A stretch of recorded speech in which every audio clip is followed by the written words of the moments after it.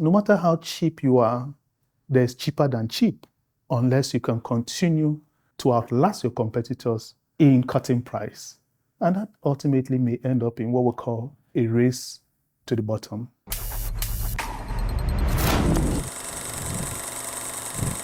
The four models are, in my view, technology leadership, service excellence, customer intimacy, and cost leadership.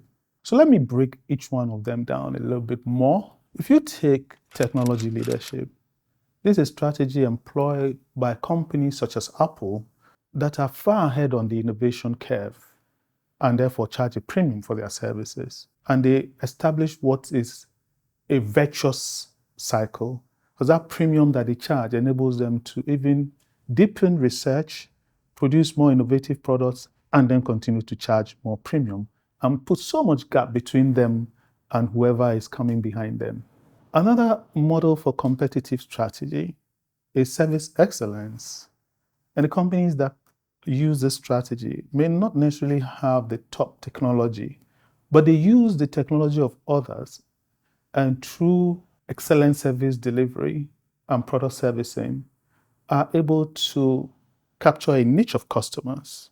So you find companies like DSTV, even CWG itself, that will go way and beyond the expectation to meet the project goal, to deliver to a very high level that it becomes very difficult to consider other companies that are competing for that same service.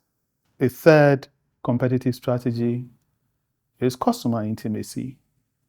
And this is where the company has understood our client to a certain degree, much more than any other players in the space. It's similar to a doctor and patient relationship or a banker and customer relationship, where you really don't want to switch until you have to. And more often than not, you would rather not. So the company understands the idiosyncrasies of the customer, and the customer rewards the company by sustained loyalty. So even when the contract is up, they don't go for a rebate, it's just a renewal.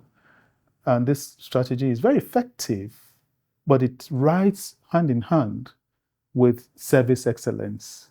The last competitive strategy is cost leadership. And this is practice.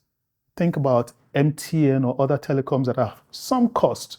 So to them, it doesn't matter how much they price something. So they do promos because every money coming is competitive, what we consider as contribution margin. Or take Coca-Cola and Pepsi that have made so much savings and retained earnings from years of leadership in their product category, to the extent that when new entrants are coming in, they just drop prices and frustrate you out of that space.